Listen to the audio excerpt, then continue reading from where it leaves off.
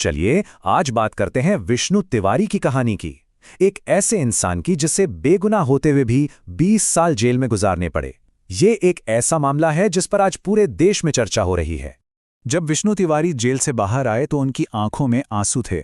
कई लोगों ने कहा देखो कितने भावुक हैं, लेकिन एक बहुत ज़रूरी बात कही गई जो इस पूरी कहानी का सार है कि वो भावुक नहीं हैं, वो बर्बाद हो चुके हैं।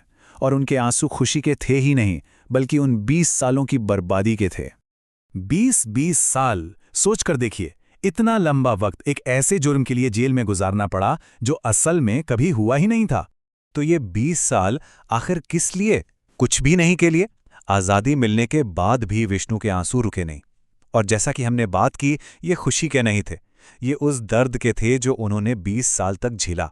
पूरी दुनिया आगे बढ़ रही थी और उनकी जिंदगी एक अन्याय की वजह से बस एक जगह थम गई थी। इस कहानी में उन्हें एक सर्वाइवर की तरह नहीं, बल्कि और भी सख्त शब्दों में कहा गया कि वो एक चलती फिरती लाश की तरह थे जिसे सिस्टम ने पूरी तरह से तोड़ दिया था। तो फिर एक जिंदगी की कीमत क्या है?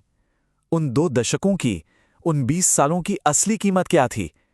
ये सिर्फ गुजरे हुए वक्त का नुकसान नहीं था, ये तो एक पूरी की पूरी जिंदगी का नुकसान था। किसी भी इंसान की जिंदगी के सबसे कीमती, सबसे सुनहरे साल वो विष्णु ने खो दिए।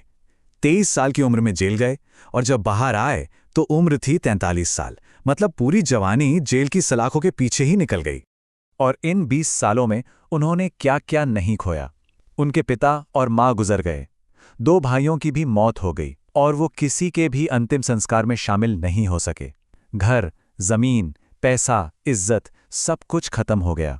ये जो पर्सनल नुकसान हुआ वो तो अपनी जगह है, लेकिन उससे भी परे समाज ने उन पर एक ऐसा दाग लगा दिया था जिसे मिटाना शायद नामुमकिन है। बेगुनाह साबित होने के बाद भी दुनिया की नज़रों में उन पर बलात्कारी का ठप्पा लगा हुआ था। वो एक ऐसी दुनिया में वापस लौटे जहां लोग उन्हें पहले से ही गुनहगार मान चुके थे। तो सवाल ये उठता है कि आखिर ये सब हुआ कैसे? कैसे हमारे सिस्टम ने उनकी जिंदगी को एक तरह से मिटा ही दिया? और इस भयानक अन्याय का जिम्मेदार कौन है? ये कहानी है 2 अलग-अलग किस्मतों की। एक तरफ हैं विष्णु तिवारी, जिन पर झूठे रेप केस और SC/ST एक्ट के तहत मुकदमा चला और नतीजा 20 साल जेल। और दूसरी तरफ जिन्होंने ये झूठा केस दायर किया था, उनका क्या हुआ? कुछ भी नहीं। उन्हें कोई सजा नहीं हुई, कोई अंजाम में ही भुगतना पड़ा। तो विष्णु तिवारी के हिस्से में क्या आया? 20 साल जेल में 2 दशकों के लिए उनकी दुनिया एक ऐसी जगह पर थम गई जहां शायद कोई उम्मीद ही नहीं थी। और जिन लोगों ने ये पूरी त्रासदी शुरू की, जिन्होंने झूठा केस बनाया, जिन्होंने गलत जांच की, उनके लिए कुछ भी नहीं। कोई जवाबदेही नहीं, कोई सजा नहीं। वो आज भी आज़ाद हैं। देखिए, विष्णु तिवारी की ये कहानी सिर्फ एक इंसान की कहानी नहीं है।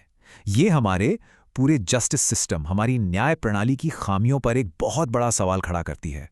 और वो आखिरी सवाल यही है कि एक ऐसा सिस्टम जो एक बेगुनाह इंसान को 20 साल तक जेल में बंद रख सकता है, क्या उस सिस्टम को बदलने की ज़रूरत नहीं है? ये एक ऐसा सवाल है जिसके बारे में हम सबको सोचना चाहिए।